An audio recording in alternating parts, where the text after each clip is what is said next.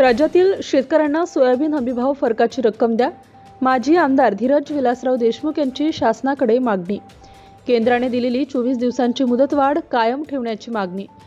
सोयाबीनला बाजारात हमीभावापेक्षा कमी भाव मिळत आहे, यामुळे राज्यातील शेतकऱ्यांचे मोठे नुकसान होत आहे. सोयाबीन उत्पादक शेतकऱ्यांना बाजारभाव व हमीभाव यातील फरक रक्कम सरकारने द्यावी आणि हमीभावाने सोयाबीन खरेदीसाठी केंद्राने दिलेली 24 दिवसांची मुदतवाढ कायम ठेवावी, अशा मागण्या लातूर ग्रामीणचे माजी आमदार श्री धीरज विलासराव देशमुख यांनी शासनाकडे केली. महाराष्ट्रात हमीभावाने सोयाबीन खरेदीसाठी 2 दिवसांपूर्वी केंद्रीय कृषी मंत्री शिवराज सिंह चौहान यांनी 24 दिवसांची मुदतवाढ जाहीर केली होती, पण केंद्राने कोणतीही मुदतवाढ दिली नसल्याचे राज्याच्या पणन विभागामार्फत सांगितले जात आहे. त्यामुळे शेतकऱ्यांमध्ये गोंधळाचे आणि निराशेचे वातावरण निर्माण झाले आहे.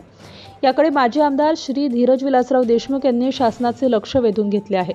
नाफेडच्या माध्यमातून सोयाबीन खरेदी केली जात आहे. यासाठी नोंदणी करूनही अनेक शेतकऱ्यांची सोयाबीन खरेदी करण्यात आलेली नाही.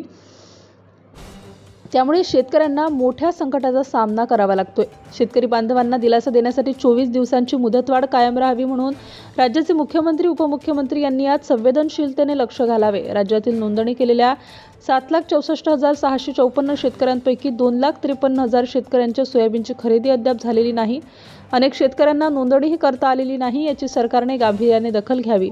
सोयाबीन खरेदीला व नोंदणीला मुदतवाढ द्यावी, अशी मागणी माजी आमदार श्री धीरज विलासराव देशमुख यांनी केली. केंद्रीय कृषी मंत्री शिवराज सिंह चौहान यांनी 24 दिवसांची मुदतवाढ जाहीर केलेली असताना मुदतवाढ दिली नसल्याचे राज्यातील पणन विभागाने जाहीर केले आहे. केंद्र सरकार आणि राज्य सरकारमध्ये कुठलाही ताळमेळ नाही हे स्पष्ट होत आहे. याचा फटका राज्यातील शेतकरी बांधवांना सहन करावा लागत आहे, अशी खंत माजी आमदार श्री धीरज विलासराव देशमुख यांनी व्यक्त केली. Subscribe now and press the bell icon. Never miss an update.